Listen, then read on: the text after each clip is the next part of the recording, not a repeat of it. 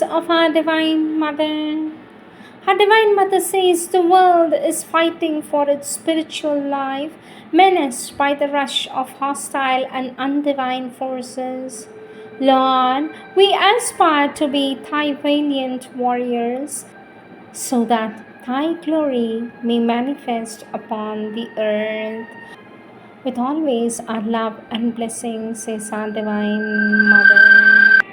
Sri Aurobindo's Savitri, Book 1, The Book of Beginnings, Canto 4, The Secret Knowledge, page 16.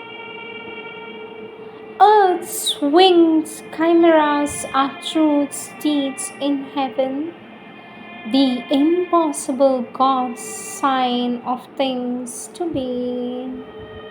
But few can look beyond the present state or overleap this matted hedge of sense. All that transpires on earth and all beyond are parts of an illimitable plan the one keeps in his heart and knows alone. Our outward happenings have their seed within, and even this random fate that imitates chance, this mass of unintelligible results, are the dumb graph of truths that work unseen. The laws of the unknown create the known. The events that shape the appearance of our lives are a cipher of subliminal quiverings, which rarely we surprise or vaguely feel, are an outcome of suppressed realities that hardly rise into material day. They are born from the spirit sun of hidden powers, digging a tunnel through emergency. But who shall pierce into the cryptic gulf and learn what deep necessity of the souls determine casual deed and consequence? Absorbed in a routine of daily acts, our eyes are fixed on an external scene. We hear the crash of the wheels of circumstance and wonder at the hidden cause of things.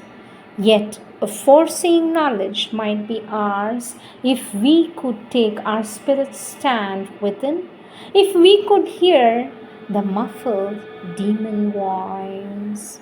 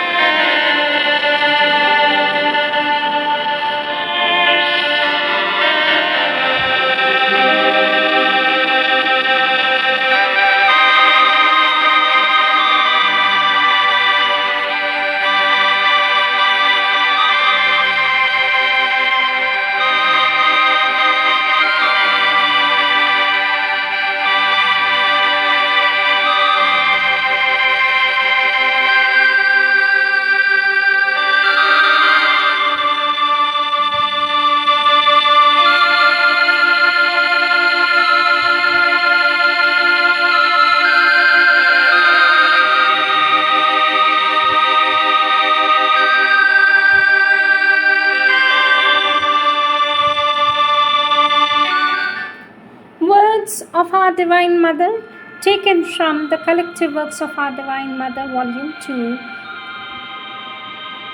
topic Divine Love.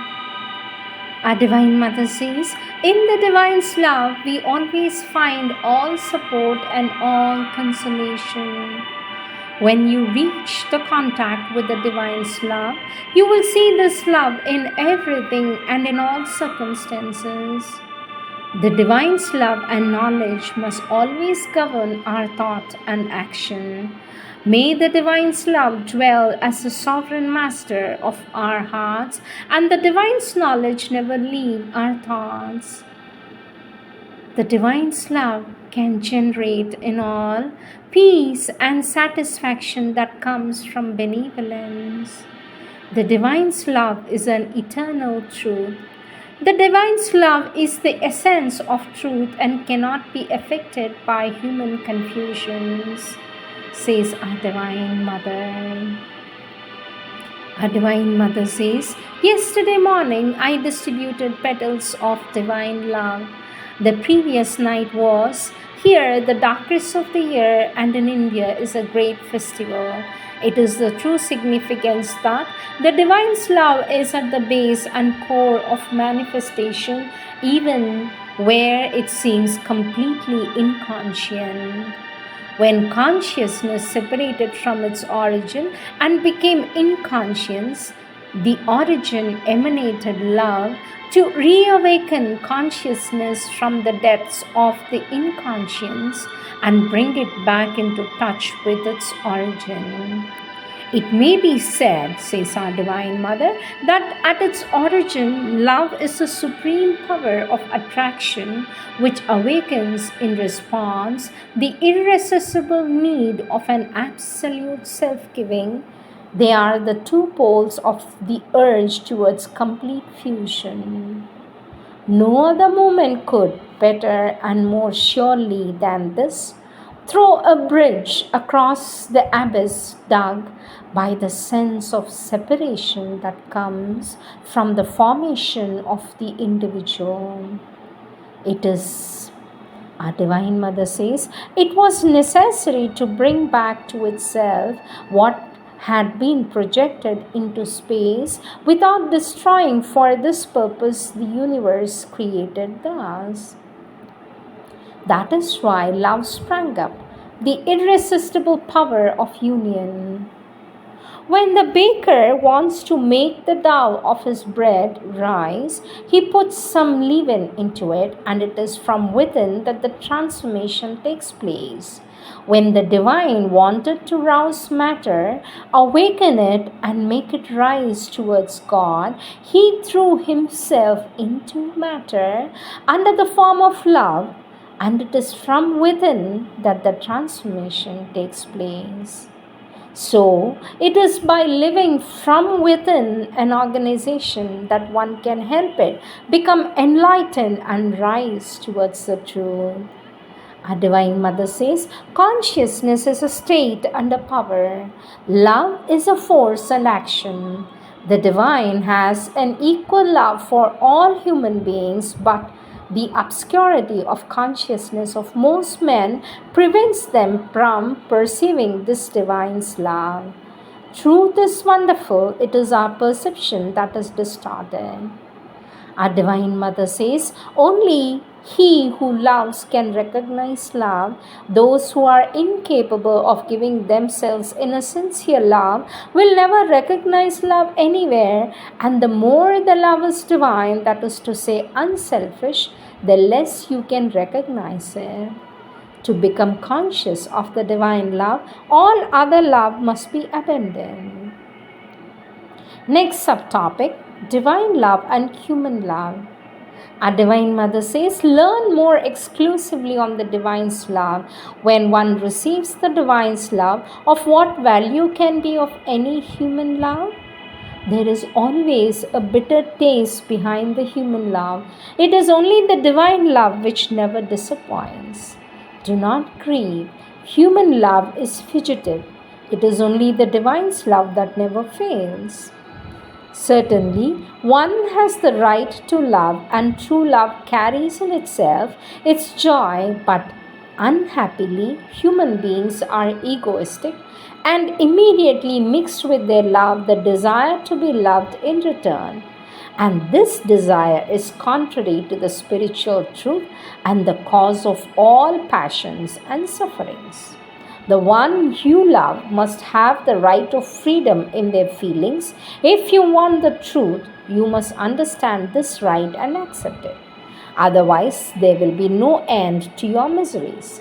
This is an occasion to surmount your egoism and to open to the true love and the true life. If you decide to make this effort, my help will be with you. Our Divine Mother says, the need for human love to the extent that it is not merely in obedience to the instinct of nature or to a vital attraction is the need to have a divine for oneself alone at one's entire and exclusive disposal, a divine who is one's personal property and to whom one gives oneself totally only if the gift is reciprocated. Our Divine Mother says, instead of enlarging oneself to the size of the divine and having a love as vast as the universe, one tries to reduce the divine to one's own size and have his love for oneself alone. Therefore, human love is not a need of the soul, but rather a concession it makes for a time to the ego. I have postponed my answer to give you time to look carefully into the problem and to face it with more quiet and detachment. Our Divine Mother says, one thing only I can tell you, that whatever the sincerity, simplicity, and purity of the relation between two human beings, it shuts them off more or less from the direct divine force and help and limits their strength, light, and power only to the sum of their potentialities. I cannot say that this is very advisable in any case. You lose a great part of your strength, energy, and capacity due to the so called human love. It is a great hindrance in your progress. Our Divine Mother says, if there is somewhere in some part of your being still the need for human affection and love, it is better to go through the experience of life. It is the best preparation for yoga. The thirst for affection and love is a human need, but it can be quenched only if it turns towards the divine. As long as it seeks satisfaction in human beings, it will always be disappointed or wounded. There is a thirst for love which no human relation can quench. It is only the divine's love that can satisfy that thirst. They always speak of the right of love, but love's only right is the right of self-giving. Without self-giving, there is no love, but self-giving is very rare in human love, which is full of selfishness and demands. Our Divine Mother says, so long as the ego is there, one cannot love. Love alone can love. Love alone can conquest the ego. Self-love is the great obstacle. Divine love is the great remedy. One is outwardly alone if only if one is close to the divine love. Our Divine Mother says, you feel lonely because you feel the need to be loved. Learn to love without demand, to love just for the joy of loving, the most wonderful joy in the world, and you will never again feel lonely, says our Divine Mother. The rungs of love. Our Divine Mother says, at first one loves only when one is loved. Next, one loves spontaneously, but one wants to be loved in return. Then one loves even if one is not loved, but one still wants one's love to be accepted. And finally, one loves purely and simply without any need or joy than that of loving.